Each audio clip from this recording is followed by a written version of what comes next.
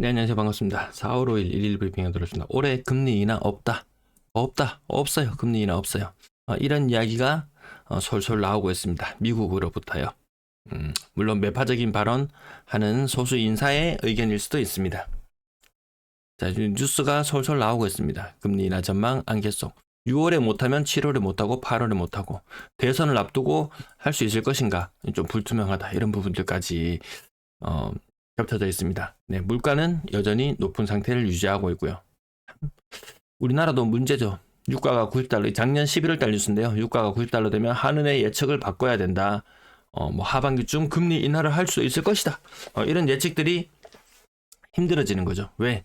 지금 브렌트유 90달러 돌파, 두바이유 90달러 돌파, 서부 텍사스는 중진유 86불, 87불 그 정도 하는 것 같습니다. 불과 두어 달 전 대비 거의 한 20% 가까이 유가가 올라온 것 같습니다. 물가 높아질 수밖에 없죠. 매번 양극화 그러니까 니도 비싼 집 사라. 그래서 같이 집값 뛰어서 너도 나도 같이 잘 살아보자. 이런 이야기 하는데 지금의 양극화 국면은 지역에서 일어나는 양극화는 좀 힘이 약한 것 같고요. 수도권이냐 비수도권이냐 여기에 따라 갈리죠. 인천, 부산보다 상승률 더 높고 더 좋았습니다. 분위기 더 좋았어요. 더 늦게까지 오르고 더 길게 올랐던 곳이 인천이었습니다.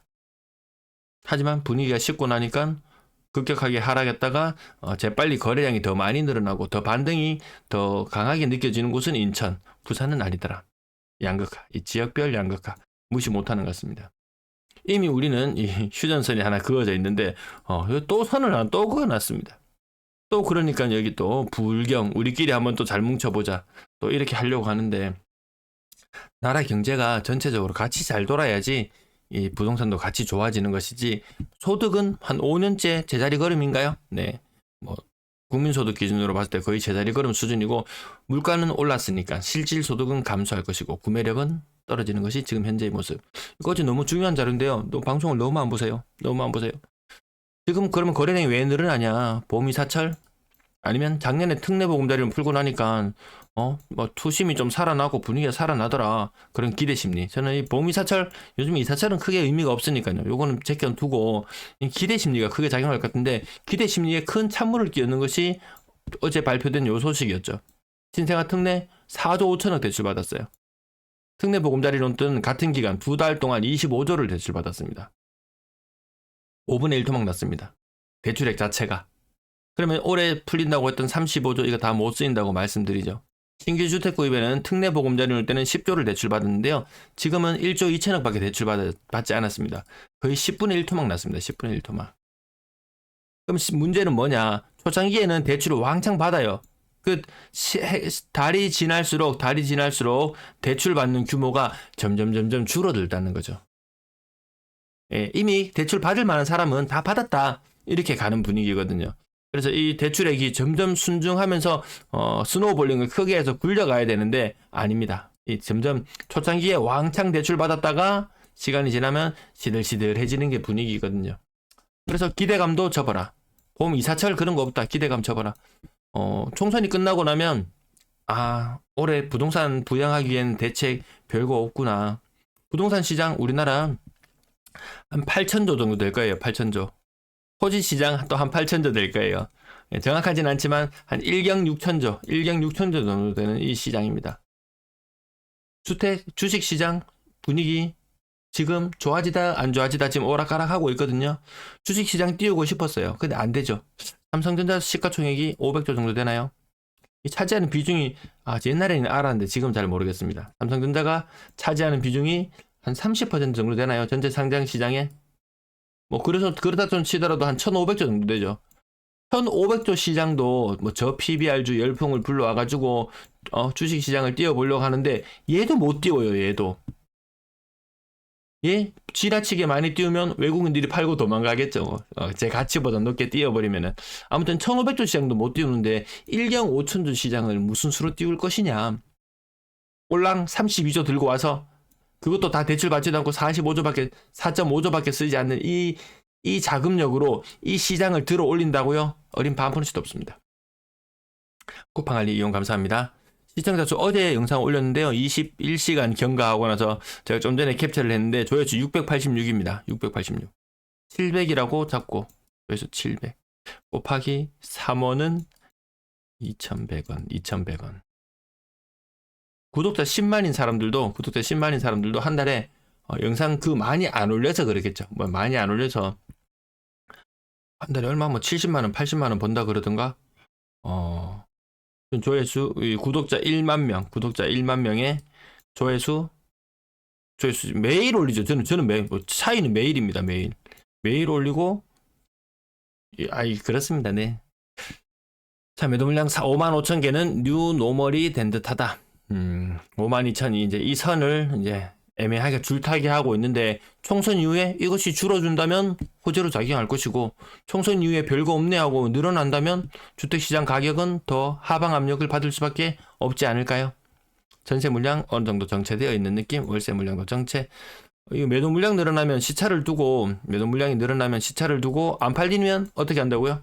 전세라도 내봐야 되겠는데, 월세라도 내봐야 되겠는데, 물론 여유 있는 사람은 천에 삘이 놓겠죠. 대다수의 사람들은 그게 안 되더라는 거죠.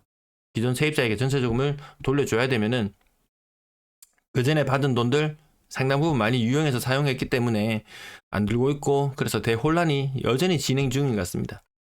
임대 물량은 좀 정체 혹은 미미한 감소 정도로 보면 될 것 같고요. 저렇게 감소했어도 연초 대비 10% 정도 물량이 줄어들었어도 그래도 많다. 이때하고 견뎌봐야 됩니다. 거래량 97건. 3월의 거래량 놀랍다. 이 수준으로 가면 2,300건. 작년 노란색 기준으로 2,300건 정도 갈 것 같아요. 이 정도 수준. 더 늘어나고 싶어도 뭘로 띄울 건가요?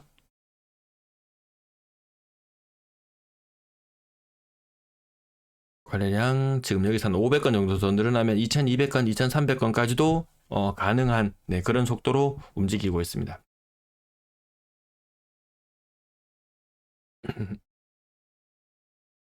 자, W 26억. 요런데 띄엄띄엄 신고가 대단해요. 대단한가요? 이 거래 공백들 생각해보면 물론 뭐 분양 가격이나 이런 데 대비해서 많이 올랐지만 그렇게 대단하다고 이야기하기에도 애매하다. 이미 대단해요는 과거에 다 외쳤죠. 2010년, 2011년 그때는 대단하게 다 외쳤고 그 이후로는 크게 활약하지 못하고요. 6억 이상 국평 찾기 굉장히 힘듭니다. 6억 이상.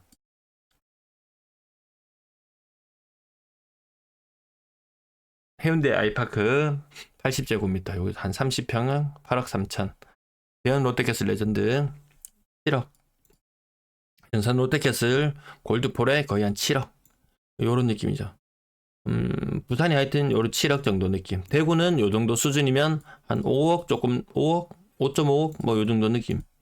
부산은 이미 20-30% 대구보다 비싸게 평가받고 있다.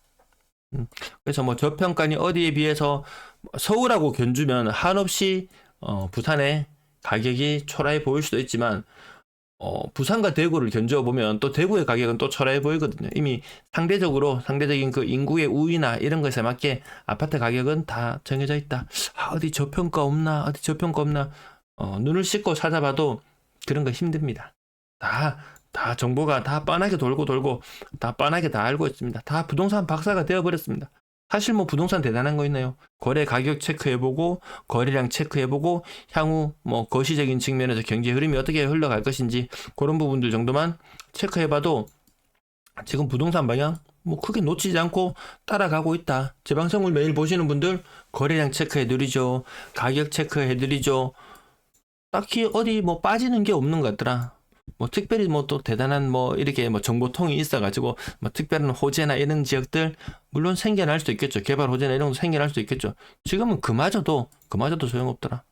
그나마 일반인들이 쉽게 접근하고 알만한 것이 돈 타작할 만한 것이 뭐 있나요? 뭐 재건축, 재개발 이런 것들인데 이런 것들도 안 되죠. 일반인들이 정보를 구해서 할 수 있는 방법은 사실상 단절되어 있고 나머지 그 외의 정보들은 너무나도 투명하게 다 공개되어 있으니까요.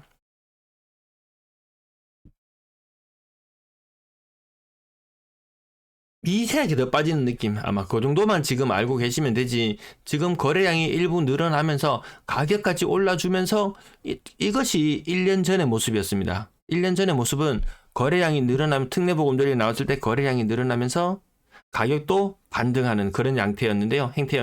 양태였는데요. 지금은 거래량은 늘어나는데 가격은 미세하게 빠지고 있는 게 그게 지금 시장 분위기입니다. 작년과는 분명히 다르다. 거래량이 늘어난다고 그 수치, 그 지표 하나만 보고 띄우게 하면은 깜빡 속아 넘어갈 수도 있어요. 하지만 가격은 흘러내리고 있고, 작년 노란색 차트를 보시면 가격이 오름세였고 올해는 내림세라는 것, 그 부분 분명히 다릅니다. 계속 말씀드립니다. 작년에 정책자금 60조 투입, 올해 정책자금 20조 투입. 거래량이 늘어나는 게 이상합니다. 부산 지역도 아마 최악의 거래량일 때 뭐 한 1100건 수준, 작년에 2300건 수준, 올해는 그 중간만 가도 그 중간만 가자. 한 1600건 요 정도 수준만 나와도 올 연평균, 전체 연평균으로 봤을 때 1600건 수준만 나와도 양호한 편이다. 정책자금 투입되고 뭐 DSR, 전세자금 DSR, 스트레스 DSR 이런 거 투입을 해서 주택시장에 돈이 덜 들어오게 되니까요. 그럼 1600건 수준이면 이것이 어느 정도 수준이냐? 이 정도 거래량, 과거의 조정 대상 지역일 때 거래량 수준보다 조금 하회하는 수준이죠. 띄울 수가 없는 시장이다.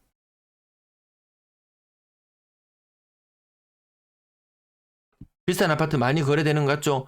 W 어디 신고가 대단해요 이런 이야기 하죠. 그게 많지 않아요. 많지 않아요. 6억 이상 거래량 중에서. 그 중에서 이만큼 나오는 거래량 중에서도 대형 평형을 제외하고 6억 이상 국평 그렇게 또 많지 않습니다. 아파트 인기 있는 지역 10억이 어쩌고 저쩌고 그런 이야기 이제 과거에 우리 추억으로 남겨둡시다. 네, 비싼 아파트 비율 점점 줄어들고 10% 정도 수준까지 줄어들었고요. 분양권 거래량 아직까지 신고되는 건 띄엄띄엄 좀 나오고 있는데 대충 흐름만 큰 거 없더라, 별거 없더라. 전세 거래량 많지 않았고 3월도 전세 거래량 많지 않고 주택시장이 좀 경직된다. 건당 거래대금 내려가죠. 평균 전세 가격 내려가죠. 언론에서는 계속 전세 가격 오르면 매매 가격이 쳐올린다. 지금 수도권 봐라 라고 이야기하지만 지방에는 매물 많아요. 서울도 사실 매물 많거든요. 서울 사실 매물 많습니다. 띄엄띄엄 서울 소식도 한 번씩 전해드릴게요. 네, 오늘도 시청해주셔서 감사합니다.